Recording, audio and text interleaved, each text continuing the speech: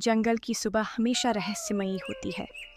धुंध से ढकी पगडंडियाँ, ऊंचे ऊंचे पेड़ों के बीच पसरी खामोशी और कभी कभार पक्षियों की कर्कश आवाज़ें। लेकिन उस दिन का जंगल कुछ और ही था, मानो पेड़ों ने सांस रोक रखी हो और ज़मीन किसी अनहोनी की आहट सुन रही हो। गांव से 4 लकड़हारे जंगल में घुसे थे। सबने एक जैसे नारंगी रंग की टी शर्ट और हरे रबर के बूट पहन रखे थे। उनके कंधों पर भारी भरकम लोहे के हथौड़े टिके हुए थे। उनके चेहरे पर मेहनतकश मजदूरों जैसी थकान नहीं, बल्कि लालच से भरी चमक थी। गांव के बुजुर्ग उन्हें रोकने की कोशिश कर चुके थे। उन्होंने कहा था, इस जंगल के बीच खड़ा वो पुराना पेड़ मत छेड़ना। उसमें एक आत्मा सोई है, जो भी उसे जगाएगा उसकी मौत निश्चित है। लेकिन इंसान का लालच चेतावनी नहीं सुनता। कहा जाता था कि उस पेड़ की लकड़ी से बनी चीजें सोने से भी ज्यादा कीमती होती हैं। कोई व्यापारी उन्हें ढूंढ रहा था और वादा कर चुका था कि अगर ये लकड़हारे उस पेड़ को काट लाएं तो उनकी गरीबी हमेशा के लिए मिट जाएगी। चारों लकड़हारे हंसते हुए जंगल की गहराई में पहुंचे और उस पेड़ को ढूंढ निकाला।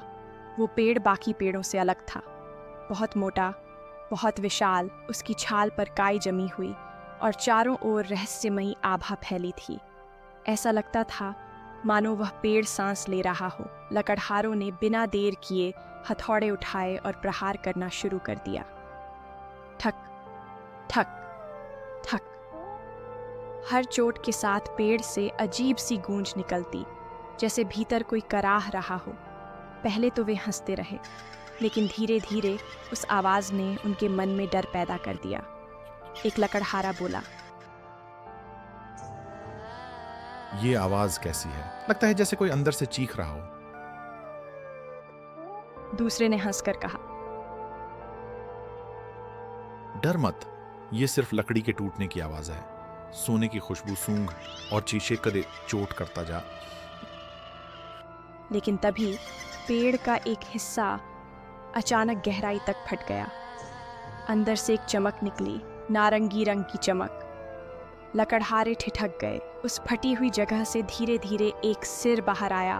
वो सिर किसी साधारण जीव का नहीं था, वो एक विशालकाय नाग था, लाल नारंगी चमकती खाल वाला, जिसकी आंखें अंगारों की तरह दहक रही थीं। लकड़हारों के हाथ से हथौड़े छूट गए। नाग ने फुफकारते हुए अपनी लंबी जीभ बाहर निकाली और कहा, तुम्हारे लालच ने मेरी नींद तोड़ दी है। अब कोई भी इस जंगल से जिंदा बाहर नहीं जाएगा। लकड़हारे कांपते हुए पीछे हटे। उनमें से एक ने भागने की कोशिश की, लेकिन जैसे ही उसने कदम बढ़ाया, नाग ने अपनी विशाल देह हिलाई। पेड़ हिल गया, जमीन कांप उठी। ये बोल कैसे रहा है? एक लकड़हारे की आवाज फटी। नाग ने हंसते हुए कहा, मैं कोई साधारण नाग नहीं हूं। सदियों पहले एक साधु ने मुझे श्राप दिया था। मैंने उसकी तपस्या भंग की थी, इसलिए उसने मुझे इस पेड़ के भीतर कैद कर दिया। उसने कहा था, जब तक इंसान का लालच मुझे मुक्त नहीं करेगा, मैं यहां बंधा रहूंगा। और अब तुम सबने मुझे आजाद कर दिया। चारों लकड़हारे अब पसीने से भीग चुके थे। उन्होंने गांव के बुजुर्ग की चेतावनी याद की, लेकिन अब देर हो चुकी थी। अचानक नाग ने अपनी देह का एक झटका दिया। हवा में तेज सरसराहट हुई। पहला लकड़हारा चीखते हुए जमीन पर गिरा। उसके शरीर पर नाग के विष की छाप दिखने लगी। त्वचा नीली पड़ने लगी और शरीर अकड़ गया। बाकी 3 भागने लगे। एक ने पीछे मुड़कर हथौड़ा उठाया और नाग पर वार करने की कोशिश की, लेकिन